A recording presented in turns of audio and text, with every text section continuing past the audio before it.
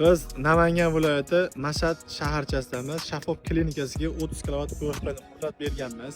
Bu 30 kWli obyektimizdan mijozimiz effekt ko'rganlar hisobiga hozir saltanat bog'chalarga 20 kW va u tarafda Nihol to'yxonalarga yana 20 kW qo'yib berdik. Mijozimiz quyosh panelidan juda ham mamnun. Foyda olganlari uchun ko'pchilikka tavsiya qilamiz Dovud Energy'dan quyosh paneli o'rnatishni.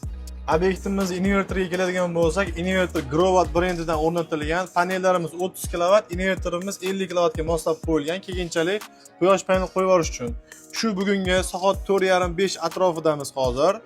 4:30 bo'ldi soatimiz. Hozirgacha 179 kW tok ishlab chiqargan.